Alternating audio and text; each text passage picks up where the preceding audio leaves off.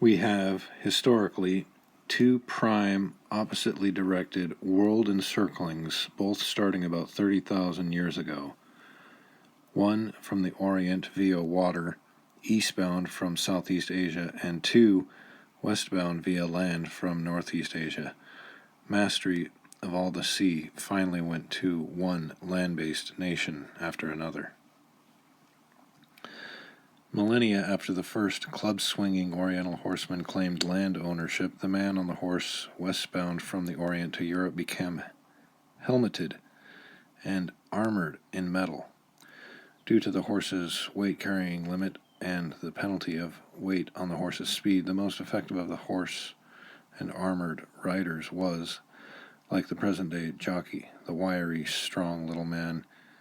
Inspection of the European museum's armor discloses the diminutive size of the most successful knights. The main significance of what we are learning is that to the man on foot, the horse-mounted and armed men became a new and formidable giant.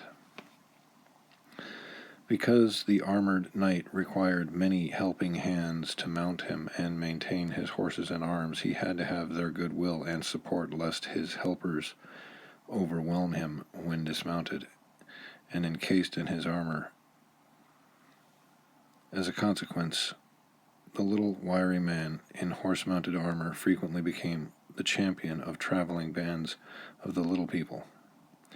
The little armored knight was more maneuverably effective than the armored giant when the latter's multifolded weight overburdened his mount.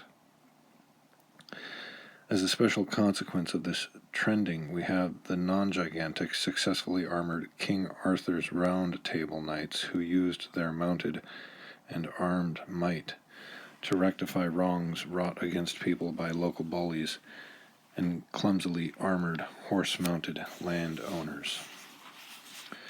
Arms, armor, precious stones, skins, furs, fabrics, spices, incense, hand looms, and other hand tools were the principal goods traded in Roland's time. Gold, silver, and pewter served as money. Trading was accomplished on foot, on the backs of animals, or on the river-borne small craft. The land of the overlord was the principal wealth. Squads of armed horsemen could protect caravans of goods-carrying horses, camels, and elephants along with human bearers. These caravans could transport the initially culture-evolved riches of the Orient westward to the ever more westwardly advancing frontiers of humanity, where the newly powerful cultures could acquire the historically recognized appurtenances of Oriental courts of power. A new kind of wealth-making occurs historically with the invention and development of stoutly and heavily keeled, ribbed, and planked high seas, keeping deep-bellied, and in much later times, cannon-armed sailing ships.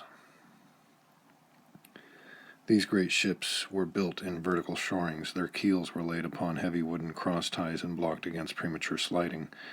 These cross-highways led down very gently sloped banks into the harbor's deep waters. When the ship's hull was completed and watertight, the crossed highways were greased and the blockings mauled out from under the ship. Gravity slid the ship swiftly seaward, maintaining its vertical balance long enough to plunge its deck side skyward into the water.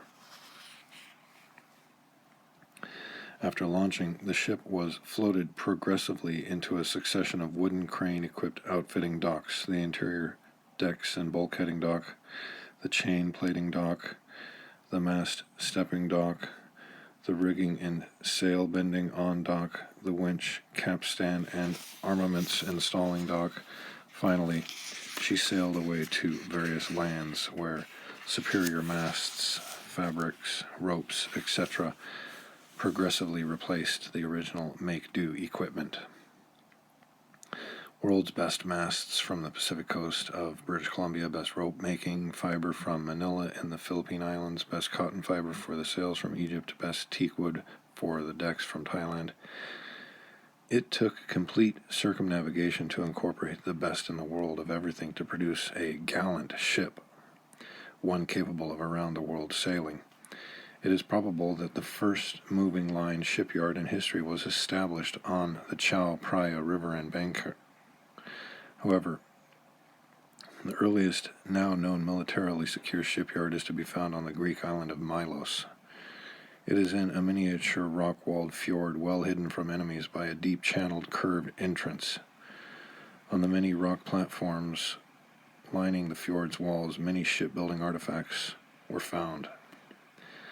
The Milos shipbuilding fjord was so well hidden that the Germans used it for their Aegean Sea submarine hideaway during World War II. The Venus de Milo now in the Louvre in Paris came from Milos. History's next great moving line shipyard is as yet to be found in Venice. So strategically important was the Venice shipyard that it was initially seized by Napoleon early in his campaigning. Centuries later, this progressively moved forward and added to shipbuilding pattern as yet clearly evidenced in the Venice shipyard became the prototype for all of mass production industry's moving lines. The ship was, of course, a tool, but not a craft tool produced by one man. It was an industrial tool, mass-producible and operable only by large numbers of highly skilled craftsmen, metal workers, woodworkers, sailcloth makers, rope makers, iron chain and anchor makers, seasoned sailors, and the coordinated muscle of all hands.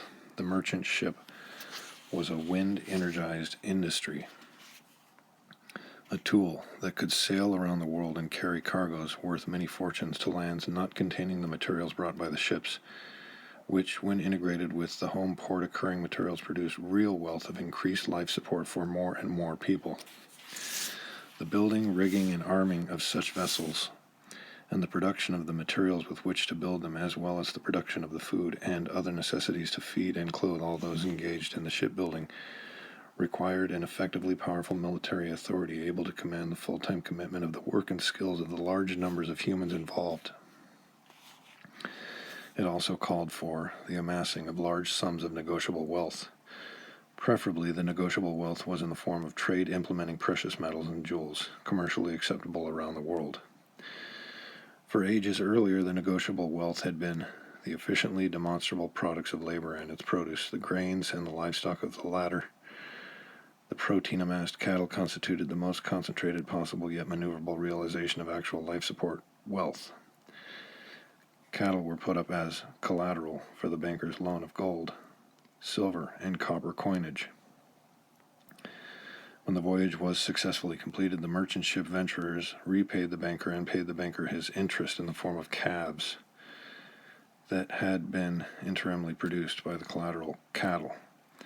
This was called payment in kind, kind being the kinder, or children of the cattle. When bankers eliminated live cattle as collateral and dealt only in gold or silver, there were no gold coins being bred by gold coins as calves had been by cows. So interest was taken out of the capital gold by diminishing the equity of the borrower when he repaid his debt. The banker's interest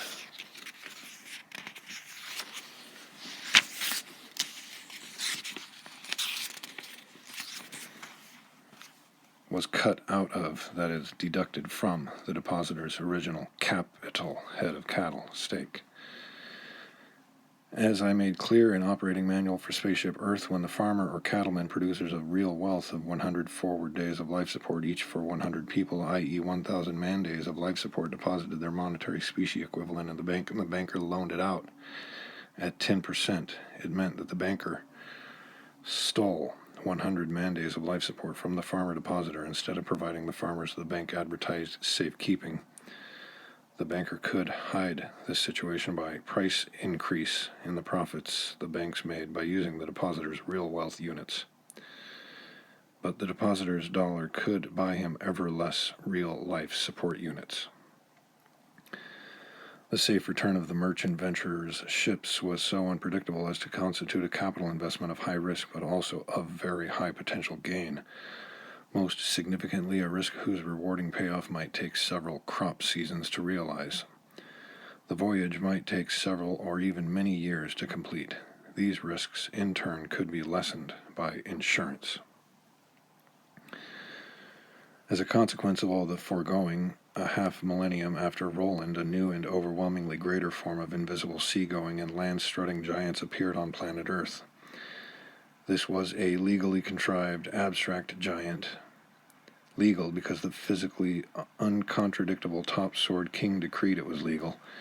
Having the most favored privileges accorded real humans, the giant abstract corporate man is inventively created in 1390 in England. The corporate human may have been invented in ancient Babylon to cover the potentate's voyaging ventures, but we have as yet no written record of such. His abstract name is the Merchant Venturers Society. This composite man was formed by the King of England with a small group of his very powerful friends who lorded over their king-deeded vast lands. By royal prerogative, the venture financing riskers could not be held liable for any losses of the venture. With limited liability, individuals might sue the company, but not the human individuals who underwrote the venture. If the enterprise failed and went bankrupt, its shareholders lost their ventured stake, but were not to be held responsible in any way for its debts. The creditors of the company were the losers and not the shareholders. Bankruptcy could reflect no credit stigma upon the company's shareholders. The shareholders were held absolutely blameless for any misfortunes of their ship's crew or for damage caused by collision of their ship with another ship. If the ship and its cargo were lost, the shareholders lost their original shares, but no more. As long as the ship operated successfully, the shareholders shared its trading profits. Whether the ship was lost or not, the banker who loaned the gold for the merchant's ship trading held the life support-producing lands and their cattle as collateral. Since many voyages ended in disaster, the banker occupied a long-time steadily profitable position in the overall merchant venturing, and as yet does. Naturally, the shareholders' limited liability advantage granted by sovereign decree encouraged a swift expansion of such enterprises. In 1522, Magellan's ship demonstrated that the world is not a laterally extended plain off the edge of which a ship might plunge, nor an ocean extended laterally to infinity from which there was no return. Magellan's ship circumvoyaging proved that the earth is a sphere, a closed system with enormous trade monopolizing potentials. Laws of the land could not be enforced on the sea. The seagoers were outlaws. Privateers, or pirateers, the most powerful outlaws, became the sovereigns of the ocean sea.